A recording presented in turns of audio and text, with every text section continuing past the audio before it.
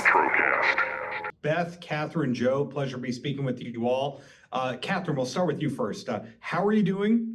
And how does it feel to be answered the same questions over and over and over again today? We're doing really well. It's lovely, actually. Thank you. Nice to meet you, Darren, and very much enjoying the day, actually, because everybody's being so nice just to set you up to also be You're nice. the highlights of our morning. You have so far been the highlight, but everyone's been lovely and been very kind about the show. So it's been actually really nice to hear these questions.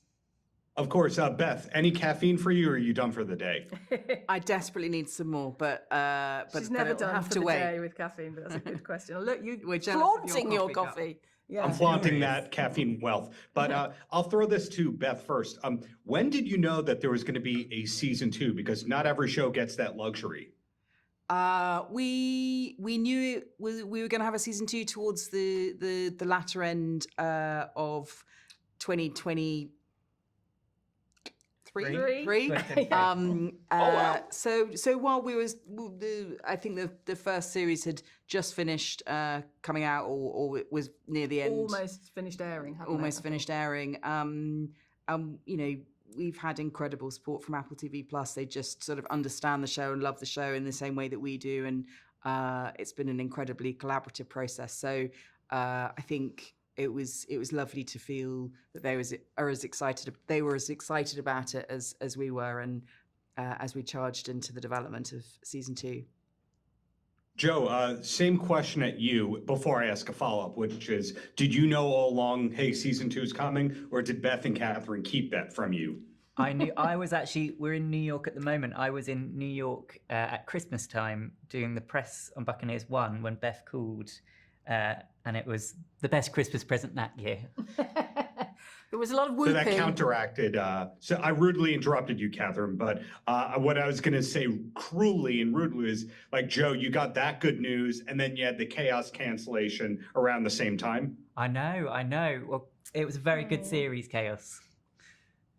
It was. We'll come back to you in a second, Joe. But Katherine, again, I rudely interrupted you. What were you saying there? Sorry, I was just joining in with the general excitement of the season 2 green light. We did a lot of whooping and a lot of the tears. There are normally There's always tears from you. There are always tears. So I expect there was some tears of, you know, by that stage we obviously sort of talked about the fact that we hoped there was going to be season 2, and we talked about the storylines and what we wanted to do with it. So to have Apple TV Plus be so sort of generous and enthusiastic and celebratory of the show was a real treat, because by that stage we'd kind of fallen in love with the idea of doing it. So the fact that we were able to, and we found out that we could, was a real joy.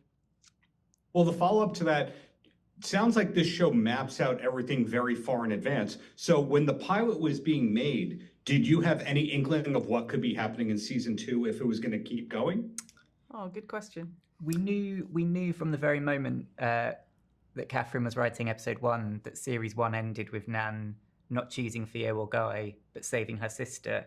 And that was sort of the core of the show for us going forward. That sort of kind of, it's all about the sisterhood.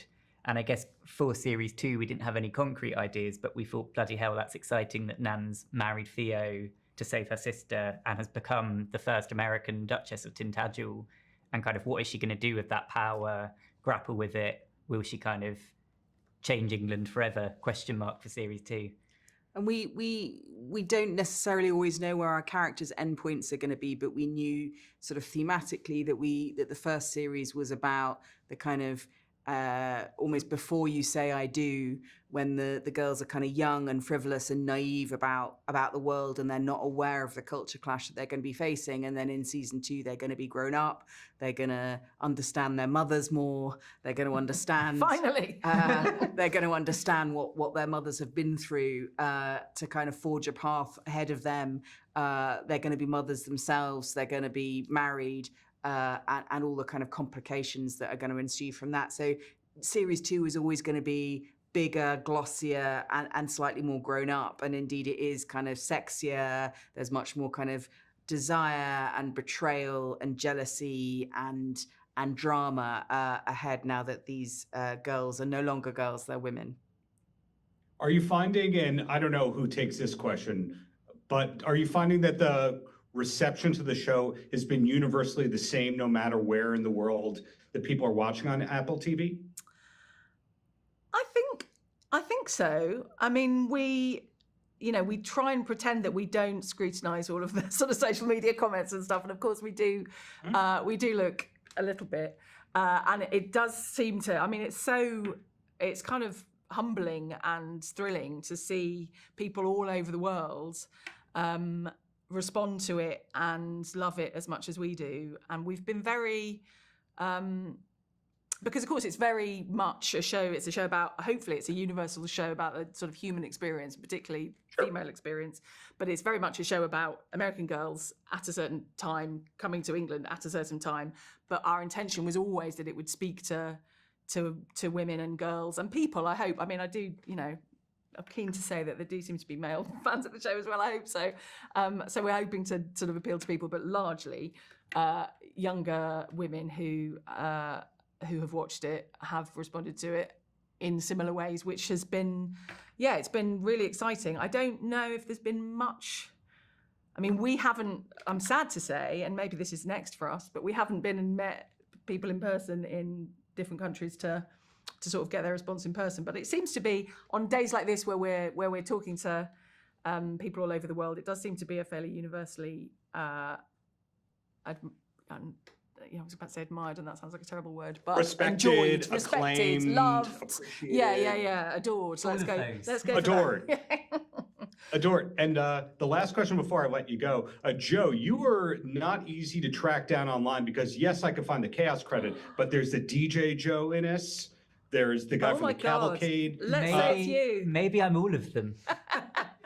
So that's where I was trying to go. Does Joe secretly have a musical career? Or is he absolutely dedicated to Buccaneers and just all those internet people are I wrong? took the substance and we saw what happened. Sadly, no. But doing the music on this show is very fun. He does do most of the music on this, but I'd love to, I'm going to be Googling DJ Joe Innes. I might have to get married to hire DJ Joe Innes for my wedding. Yeah, would you? Yeah.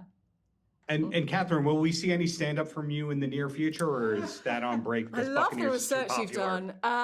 I think it's unlikely, truthfully. I think that's something that I look back on with fondness, but slight horror now. Although it's one of those things that I was, it was a good start. And the kind of comedy of where I started, I hope, is sort of something that infiltrates the writing I do now. But no, I think my stand-up days are probably behind me. There's always funny tonight. is funny. Thank you all for your time. Congrats on season 2, and hope to see season 3, 4, 5, and 6 in the near future. Thank you so much. Thank you. Lovely Have a to nice meet day. you. Paltrocast.